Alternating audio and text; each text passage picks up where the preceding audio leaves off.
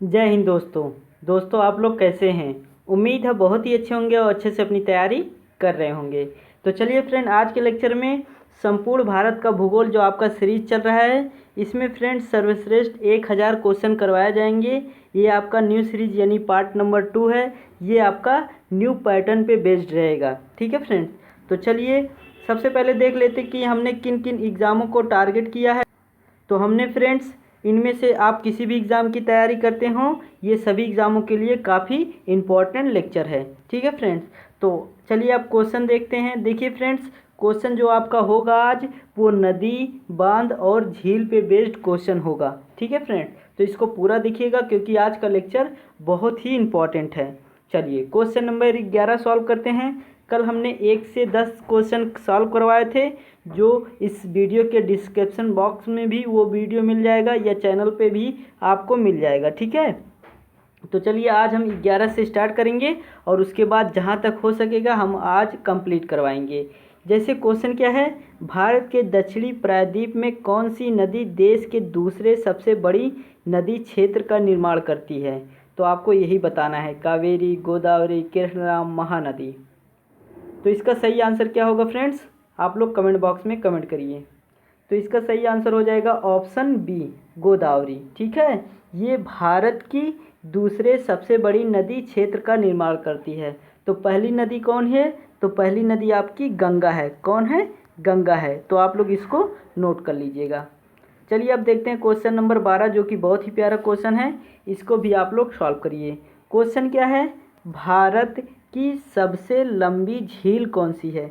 भारत की सबसे लंबी झील कौन सी है आपको बताना है। पैंगोंग झील, पुलिकट झील, कोलेरू झील या वेम्बनाड झील। तो इसका सही आंसर क्या होगा। हाँ, काफ़ी लोगों का सही आंसर जा रहा है। तो इसका सही आंसर हो जाएगा ऑप्शन डी, वेम्बनाड झील। ठीक है फ्रेंड्स, तो अब पूछ लेगा ये किस राज्य में है, तो आप लोग नोट कर लीजिएगा। ये केरल राज्य की सबसे बड़ी झील है और भारत की ये सबसे लंबी झील है। ठीक है, केरल राज्य की ये सबसे बड़ी झील है और भारत की सबसे लंबी झील है। चलिए ये क्वेश्चन सॉल्व करिए, जो कि बहुत ही प्यारा क्वेश्चन है। कहाँ पर भागीरथी और अलकनंदा के मिलने से गंगा बनती है।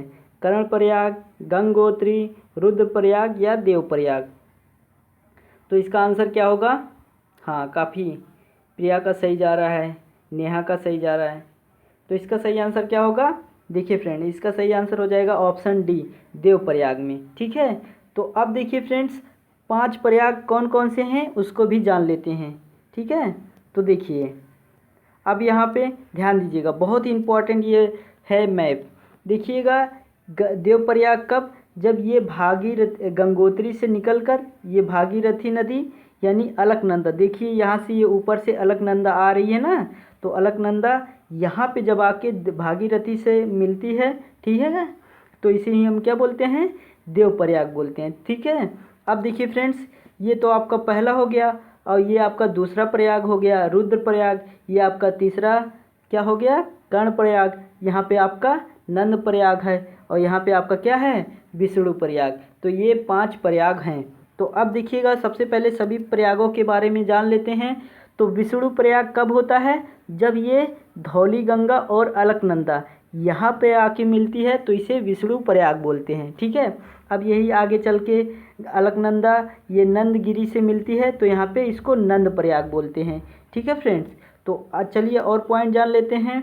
अब देखिए ये अलकनंदा आगे आके पिंडारी गंगा से मिलती है, तो इसे कर्णप्रयाग बोलते हैं। ठीक है, अब यहाँ से देखिए ऊपर से आपका केदारनाथ से आ रही है मंदाकिनी, तो यहाँ पे अब ये अलकनंदा मंदाकिनी से जब मिलती है तो इसे रुद्रप्रयाग बोलते हैं। ठीक है, तो अब यही अलकनंदा आके जब भागीरथी से मिलती है तो इसे ही हम क्या बोलते हैं, देवप्रयाग बोलते हैं। उसके बाद ये जब यहाँ से निकलती है तो इसे आगे बोलते हैं हम क्या, गंगा। ठीक है, तो अब ये गंगा आके यहाँ से यमुना से मिलती है, तो इसको ही हम संगम बोलते हैं, जो कहाँ पे स्थित है, आपके प्रयागराज यानी उत्तर प्रदेश के जिला प्रयागराज में स्थित है। ठीक है फ्रेंड, तो इसके कुछ इंपॉर्टेंट पॉइंट थे जो कि आपको पता रहना चाहिए। अगला क्वेश्चन, किस नदी के बेसिन को भारत के उत्तरी 10 राज्यों द्वारा बांटा गया है। तो किस नदी के बेसिन को बांटा गया है आपको बताना है। दामोदर, गंगा, ब्रह्मपुत्र, सिंधु। तो इसका सही आंसर क्या होगा फ्रेंड्स? इसका सही आंसर हो जाएगा ऑप्शन बी, गंगा। ठीक है फ्रेंड्स। तो अब वो 10 राज्य कौन कौन से हैं आपको इसको भी जानना जरूरी है। जैसे पहला है उत्तराखंड, उत्तर प्रदेश, बिहार, झारखंड, पश्चिम बंगाल, हिमाचल प्रदेश, राजस्थान, हरियाणा, मध्य प्रदेश और दिल्ली। ठीक है, में फैली हुई है, ये इतने राज्यों में फैली हुई है। ठीक है, तो चलिए अब आगे कर चलते हैं क्वेश्चन नंबर 15।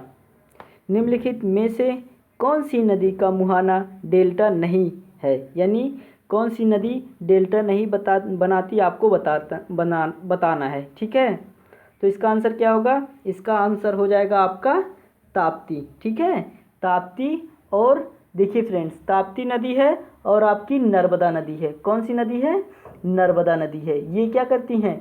डेल्टा नहीं बनाती हैं। ठीक है फ्रेंड्स, तो ये दोनों नदियाँ, और ये दामोदर नदी, गंगा नदी, ब्रह्मपुत्र नदी, ये सभी आपकी डेल्टा बनाती हैं। ठीक है, चलिए अब आपको पता चल गया। ठीक है, तो चलिए अब अगला क्वेश्चन देखते हैं, जो कि बहुत ही प्यारा क्वेश्चन है। इसको भी आप लोग सॉल्व करिए।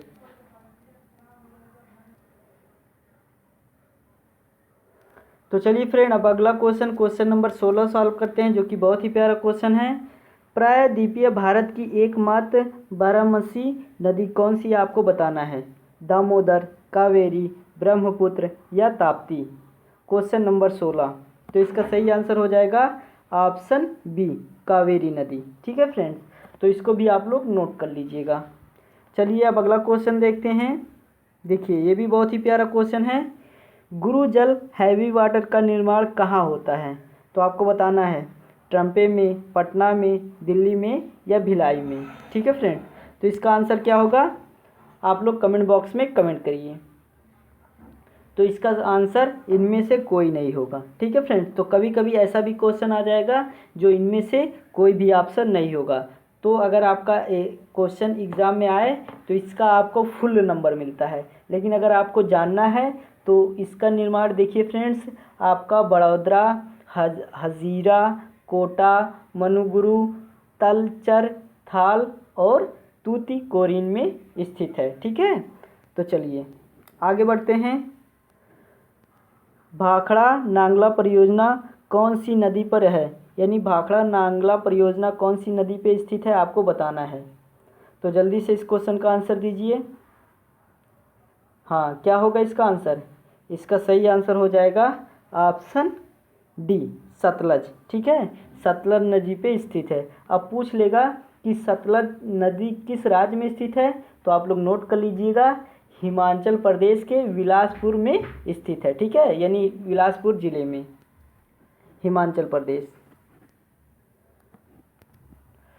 अहमदाबाद कौन सी नदी के तट पर स्थित है आपको बताना है? साबरमती नदी, बानस नदी, लूनी नदी या नर्मदा नदी। तो इसका सही आंसर क्या होगा? इसका सही आंसर हो जाएगा ऑप्शन ए, साबरमती नदी। ठीक है, अहमदाबाद साबरमती नदी पर स्थित है। ठीक है फ्रेंड्स, जो कि बहुत ही इम्पोर्टेंट है, आप लोग इसमें स्टार लगा लीजिएगा।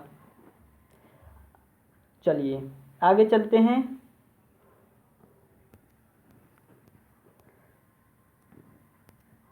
भवानी सागर बांध या लोअर भवानी बांध किस राज्य में स्थित है आपको बताना है। तो किस राज्य में स्थित है आप लोग जल्दी से कमेंट बॉक्स में कमेंट करिए। तो इसका सही आंसर क्या होगा? इसका सही आंसर हो जाएगा ऑप्शन ए, तमिलनाडु। तमिलनाडु में स्थित है। ठीक है फ्रेंड्स, तो इसको आप लोग नोट कर लीजिएगा। चलिए आगे बढ़ते हैं।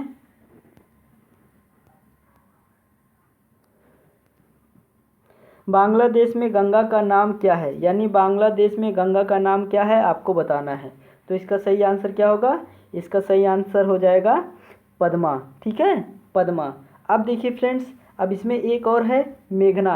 तो गंगा को कब मेघना बोला जाता है तो आपको ये भी नोट करना चाहिए। ठीक है, ये जब यमुना से मिलती है, यानी जब बांग्लादेश में प्रवेश करती है और जब यमुना से मिलती है। ठीक है, तो लेकिन अंततः चांदपुर के निकट मेघना से मिलती है। जब ये मेघना से मिलती है, ठीक है, मिलती है और बंगाल की खाड़ी में बहने से पहले इसका नाम क्या पड़ जाता है, गंगा मेघना पड़ जाता है। ठीक है, यानी गंगा नदी जब मेघना से मिलती है तो बंगाल की खाड़ी की में गिरने से पहले इसका नाम क्या हो जाता है, मेघना होता है।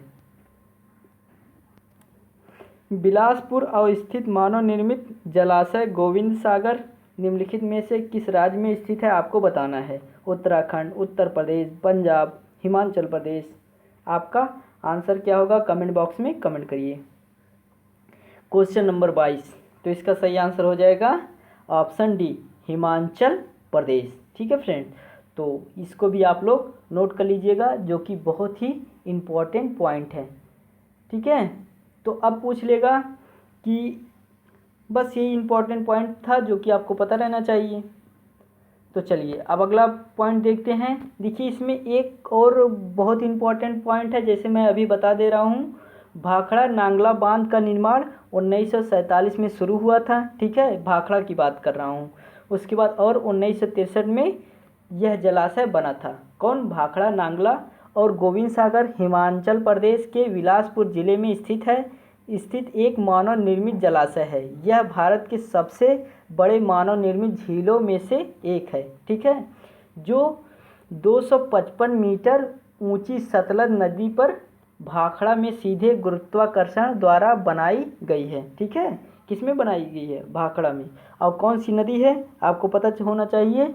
ये आपकी जो नदी है वो है, बताइए, अभी हमने बोला था सतलज नदी। निम्नलिखित में से कौन सी नदी पूर्व से पश्चिम की ओर नहीं बहती, आपको बताना है। नर्मदा, कावेरी, ताप्ती, माही।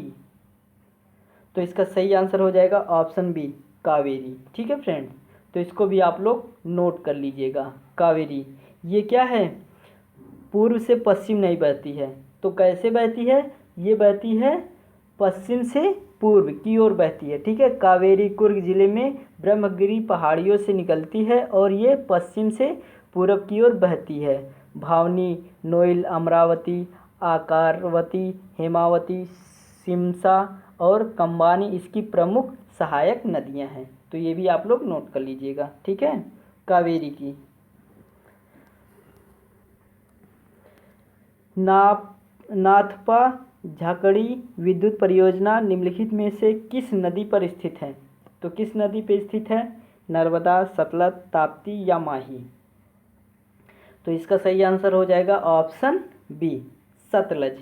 ठीक है, चलिए अब अगला क्वेश्चन। निम्नलिखित में से कौन सा पहला बंदरगाह है जिसे गुजरात राज्य में स्वतंत्रता के बाद विकसित किया गया था। ठीक है, तो इसका आंसर दीजिए आप लोग। तो इसका सही आंसर क्या होगा, क्वेश्चन नंबर 25 का। इसका सही आंसर हो जाएगा ऑप्शन सी, कांडला। ठीक है फ्रेंड्स, अब आपसे पूछ लेगा कांडला किस राज्य में स्थित है। तो गुजरात में कच्छ की खाड़ी पर स्थित है। ठीक है, कच्छ की खाड़ी पर। ठीक है फ्रेंड्स, इसका निर्माण 1950 में हुआ था। कब हुआ था, 1950 में। तो ये भी इम्पोर्टेंट पॉइंट है जो कि आपको नोट करना चाहिए। मंटूर बांध किस राज्य में अवस्थित है, आपको बताना है। मंटूर बांध किस राज्य में अवस्थित है, आपको बताना है। तो इसका सही आंसर हो जाएगा ऑप्शन बी, तमिलनाडु। ठीक है, तो जो कि बहुत इंपॉर्टेंट है। अब पूछ लेगा किस नदी पे स्थित है, हो सकता है राज्य ना पूछ लेगा किस नदी पे स्थित है। तो आप लोग नोट कर लीजिएगा, कावेरी नदी पर। कहाँ पे, कावेरी नदी पर। इसका निर्माण पूछ लेगा कब, तो 1925। नोट कर लीजिएगा 1925। ठीक है, चलिए नेक्स्ट क्वेश्चन। नागार्जुन सागर परियोजना किस नदी पर निर्मित है। तो चलिए इसका भी आंसर दीजिए। नागार्जुन सागर परियोजना किस नदी पे स्थित है, आपको बताना है। क्वेश्चन नंबर 27, आंसर हो जाएगा कृष्णा नदी। क्या होगा आंसर, कृष्णा नदी। ठीक है, तो ये भी इम्पोर्टेंट पॉइंट है जो कि आपको पता रहना चाहिए।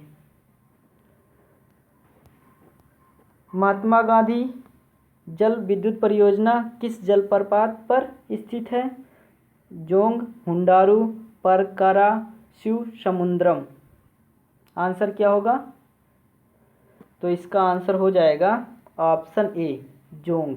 ठीक है, तो चलिए अभी ये किस नदी पे स्थित है आप लोग बता दीजिए। तो शरावती नदी है। ठीक है, ये शरावती नदी पर स्थित है। यह जल परियोजना 1948 में 120 मेगावाट की स्थापित क्षमता के शुरुआत की गई थी। ठीक है, 1948 में ये बना था और इसका जो टारगेट था 120 मेगावाट की। ठीक है, अगला क्वेश्चन, जोंग या गारशोप्पा जलप्रपात का नया नाम क्या है? जोंग या गारशोप्पा जलप्रपात का नया नाम क्या है आपको बताना है। तो इसका आंसर क्या होगा? ऑप्शन ए, महात्मा गांधी जलप्रपात। ठीक है, तो चलिए अब ये पूछ लेगा किस राज्य में स्थित है। ठीक है, तो इसको आप लोग नोट कर लीजिएगा, ये कर्नाटक राज्य में स्थित है। जो इम्पोर्टेंट पॉइंट है हम बताते चल रहे हैं। सिंचाई, ऊर्जा उत्पन्न करने और परिवहन उद्देश्यों के लिए भारत को सिंधु नदी से कितना जल उपयोग करने की अनुमति है? तो कितना जल उपयोग करने की अनुमति है आपको बताना है। तो इसका सही आंसर क्या हो जाएगा? ऑप्शन ए बच्चा लोग, 20%। ठीक है, किन किन देशों के बीच स्थित है? पाकिस्तान और भारत के। ठीक है, तो अगर ये 20% भारत यूज करता है तो 80% कौन यूज करेगा बताइए? हाँ, आपका पड़ोसी देश, आपका विरोधी देश पाकिस्तान। ठीक है, तो इसको भी आप लोग नोट कर लीजिएगा बच्चा लोग। ठीक है, चलिए अब पूछ लेगा। ठीक है, इससे क्या कहते हैं, सिंधु जल संधि कब हुई थी? तो 1960 में हुई थी। तो कैसा लगा ये लेक्चर? आई होप आपको पसंद आया होगा। तो ये आपका आंसर की है जो कि बहुत ही इम्पोर्टेंट है। इसको आप लोग एक बार देख लीजिएगा और इसका पीडीएफ आपके टेलीग्राम चैनल स्टडी निक्स बाय संतोष सर पे मिल जाएगा, वहाँ से आप लोग डाउनलोड कर लीजिएगा। अब आपको वीडियो देखने की आवश्यकता नहीं है, आप केवल पीडीएफ से भी इसको रिवीजन कर सकते हैं।